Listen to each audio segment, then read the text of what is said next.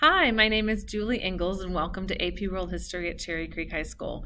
We are really excited to actually be able to meet with your kids in person this year. We feel like it's a real privilege to be able to do that, and we know not every school nationwide or even worldwide is actually able to do that. And so I'm excited to have contact with them.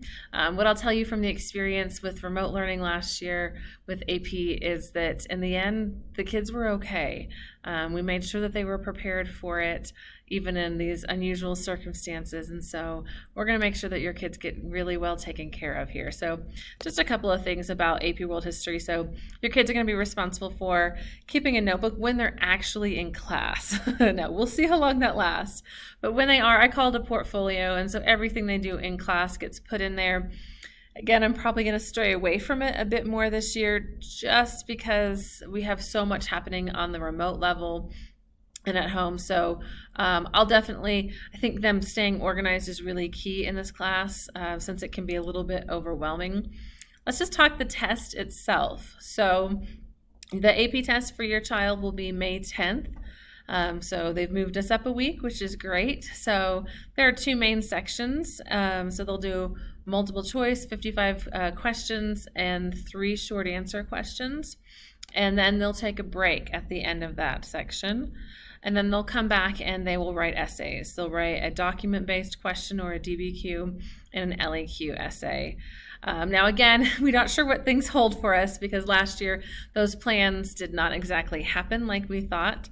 It was just one DBQ with 5 documents. So things just altered a little bit, and I think the College Board worked really well just to make sure that we did the best for the students. And so I think I actually graded the online essays this year. I thought, as a whole, I was really proud of the national kids really doing their best on that one. So we'll see what it really holds in the end. I do have a couple of places where kids can find things, and they already know this, but my website, which there's a link to my actual personal website on Schoology. This is just the basics of what it looks like. So if you want to know a little bit more about me, go ahead and take a look here. And honestly, for AP, I'm going to use Schoology for all assignments, but there are just things that I can't really replicate in Schoology. And so things like the calendar, they'll see both places. They'll definitely see it in Schoology. They'll see it here if they want to just kind of take a look at where we're going, what they need to do for the week in a little bit more manageable form. But there's some other things that I really can't replicate that that have, graphs, charts, and you see some of that here. You'll see videos and things like that on my personal website. As far as the assignments that are on something like this, they can ignore those because those have been altered a little bit this year due to just, social distancing, hybrid learning, and they've been adapted. And so some things have gone away and been replaced with something that's probably a little bit better for what we're doing here. One thing I've encouraged your kids to purchase is this AMSCO book. Every year, always, I've been teaching this class for 13, 14 years. And I've always encouraged kids to buy a review book. And I used to suggest a couple. Now I suggest one. It's AMSCO's World History Modern. I have a link to it on Schoology that the kids know about, and I would buy it as soon as possible. This is their supplemental reading. I'll provide this in PDF form for them as well, which is fine.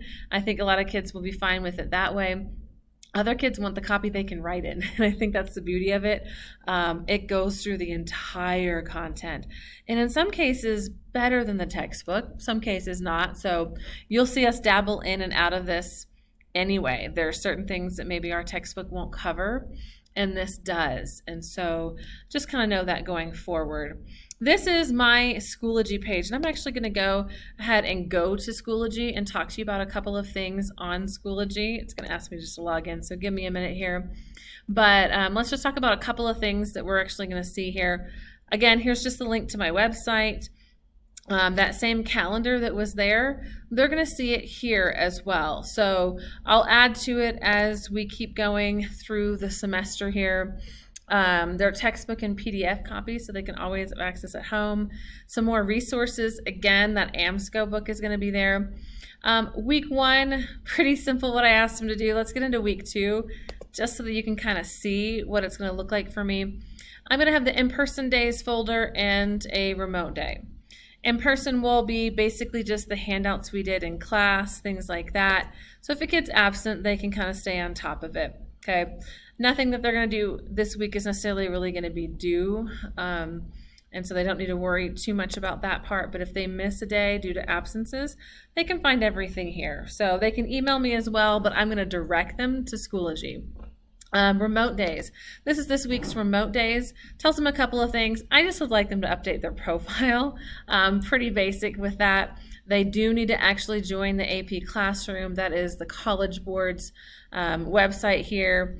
And so they'll actually make sure and do that. And they do need to select yes. They plan on taking the exam, not undecided. They can change it later.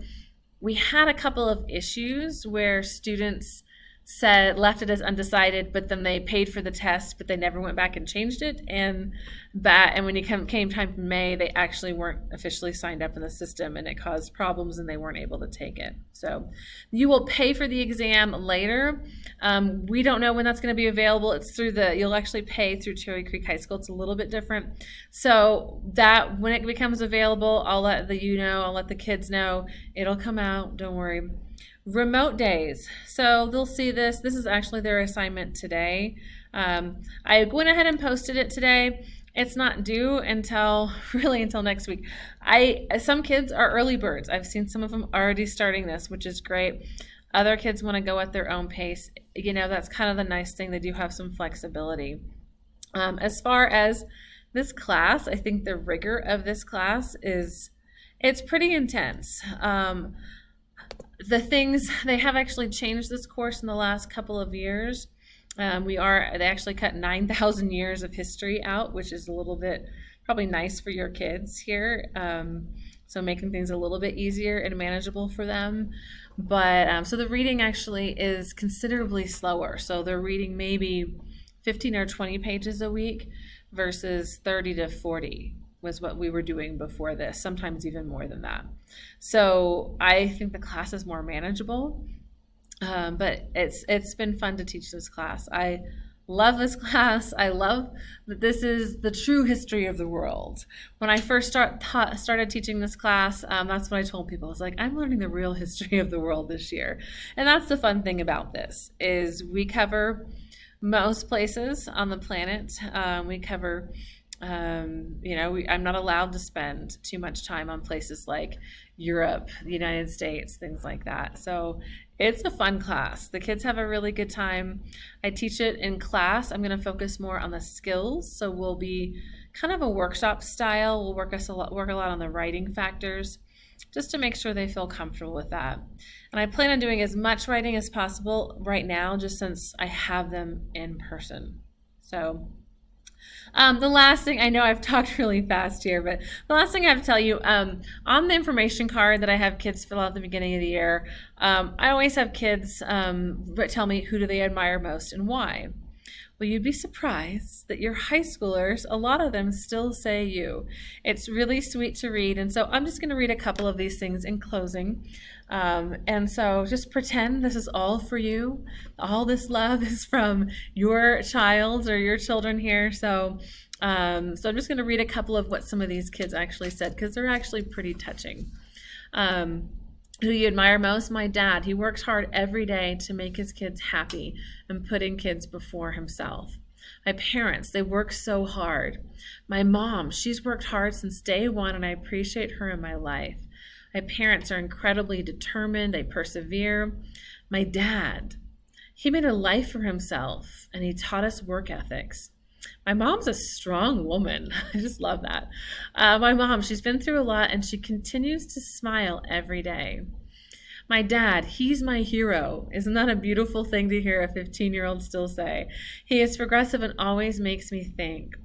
My parents, because they encourage me to be the best that I can be.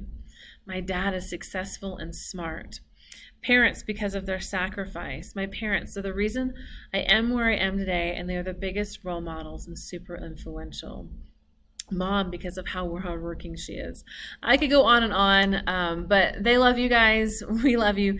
Thank you so much. You are an instrumental part in your child being successful in school, still even in high school. So we appreciate everything you guys do and your involvement. I hope you have a blessed day.